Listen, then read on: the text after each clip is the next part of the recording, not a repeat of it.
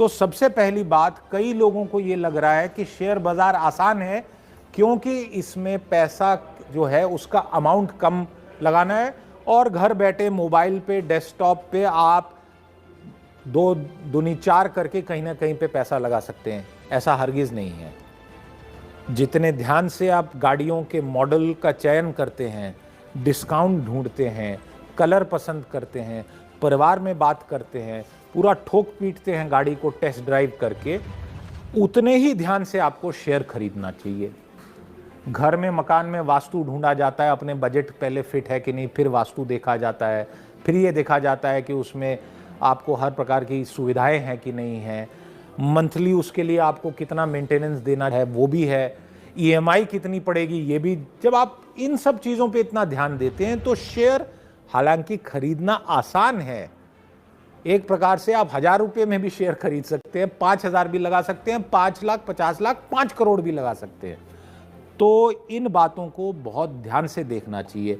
3-4 बातें आप इसको मंत्र समझ लीजिए, एडवाइस समझ लीजिए, कोई बात नहीं, बट ये जरूर समझिए कि मैं किसी एक शेयर के लिए रिकमेंडेशन नहीं दे रहा हूं। रिकमेंडेशन का काम सेबी द्वारा रजिस्टर्ड जो लोग होते हैं उनका होता है। मैं आपके साथ केवल जानकारी साझा करना चाहता हूं। सबसे पहले कंपनी के जो फाइनेंशियल्स हैं, उसकी कमाई कितनी है, उसका मुनाफा कितना है और पिछले कई साल कैसा ट्रैक रिकॉर्ड रहा है, जिसे बैलेंस शीट एनालिसिस कहते हैं, ये की जा सकती है। अब हर व्यक्ति के लिए ये संभव नहीं है क्योंकि इसकी जो तकनीकी नॉलेज है वो आपको, या तो आपने उस टाइप की कॉमर्स की पढ़ाई की हो तब आती है, या अनुभव और समय के साथ आती है। इसके लिए कई लोग हैं जो अलग अलग प्रकार के रिपोर्ट्स देते हैं, हमारा मीडिया है और ब्रोकर्स हैं, रिसर्च रिपोर्ट्स आते हैं, तो उनको पढ़िए, उस कंपनी की बिजनेस को समझने का प्रयास करिए बैलेंस शीट के साथ। बिजनेस से मेरा इशारा क्या, और ये दूसरा मुद्दा जो मैं उठा रहा हूं कि वो किस क्षेत्र में काम कर रही है। फर्ज करिए लॉकडाउन लगा है तो मॉल बंद हो गए पर ऑनलाइन बिक्री सामान की चलती रही, और अगर कोई मॉल वाली कंपनी है तो ये स्वाभाविक है कि उस मॉल वाली कंपनी की कमाई उस समय पे कम हो जाएगी, बंद हो जाएगी, ऑनलाइन की बिक्री चलती रहेगी। तो ये बिजनेस और जो इमीडिएट डेवलपमेंट्स होती हैं और जो लॉन्ग टर्म के लिए होती है, जैसे बहुत सालों से ये माना जाता रहा है कि रियल एस्टेट में मुनाफा है, ज़मीन के दाम अपने देश में बढ़ते चलते जाएंगे क्योंकि आबादी बड़ी है, ज़मीन कम है और ग्रामीण क्षेत्रों का विकास शहरी क्षेत्रों में लगातार चल रहा है। पर उसमें भी हमने देखा है उतार चढ़ाव हैं, और बिल्डर जो आए हैं, कई बिल्डर जिन्होंने गलत काम किए, जिन्होंने सही समय पे फ्लैट नहीं डिलीवर किए, तो हज़ारों की संख्या में लोग बुरी तरह इसमें से फंसे। तो ये बिजनेस की एनालिसिस थी।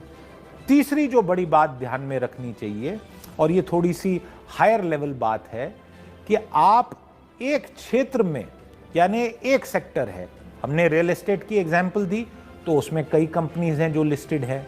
अब अगर हम एविएशन सेक्टर ले लें तो उसमें भी कुछ कंपनीज लिस्टेड हैं, तेल कंपनियां जो हैं वो भी कई लिस्टेड है, एक से ज़्यादा हर क्षेत्र में कंपनी लगभग लिस्टेड है। मोनोपोली शायद ही किसी के पास है, टेलीकॉम, अलग अलग प्रकार के क्षेत्र हैं, दवाई कंपनियां जिनका कारोबार पैंडेमिक के बाद काफ़ी बढ़ा, तो उनकी आप कंपैरेटिव एनालिसिस करें, तुलना करें, company A versus company B, company C, कितना उसका टोटल इनकम, कितना उसमें से नेट प्रॉफिट, कितने साल से लगातार स्टेबल चल रही है, किसका प्रोडक्ट पॉपुलर है, किसका प्रोडक्ट पॉपुलर नहीं है, किसके अगेंस्ट शिकायत है, किसकी सेल बिक रही है। अगर आप गाड़ी की कंपनी जो है उसकी अगर आप वैल्यूएशन देखना चाहें तो मैं आपसे एक फैक्ट साझा करना चाहूँगा, शायद सब लोग इसमें अग्री हो या ना हो।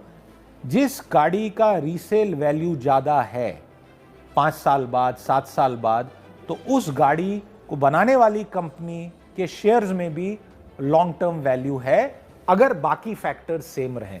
तो अगेन ये मैं आपको एक साधारण प्रकार से ये बात समझाने का प्रयास कर रहा हूं। और आखिर में कई क्षेत्र ऐसे हैं बिजनेस के जिसमें सरकारी नियम और कानून और उनमें फेरबदल के कारण काफ़ी इम्पैक्ट पड़ता है। तो उसके लिए खबरों को, बिजनेस की खबरों को, शेयर बाज़ार से जुड़ी हुई खबरों को ध्यान से देखना चाहिए।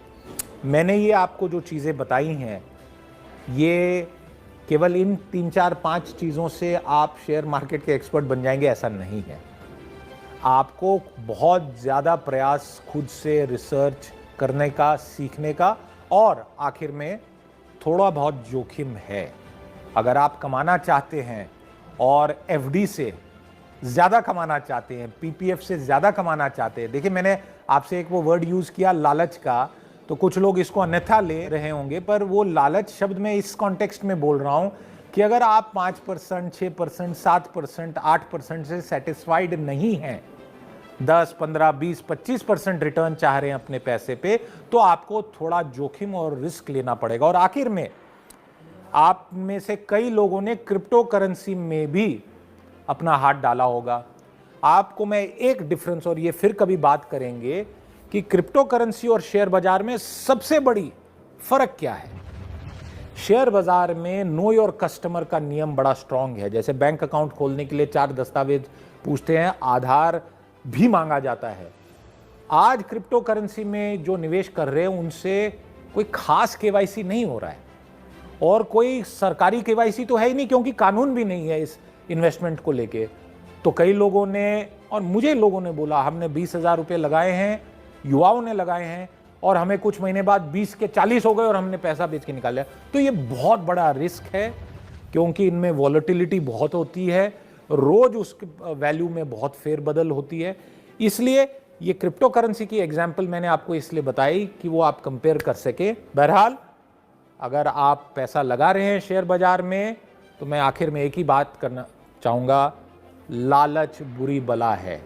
लंबे समय के लिए पेशेंस के साथ, रिसर्च के साथ निवेश करें।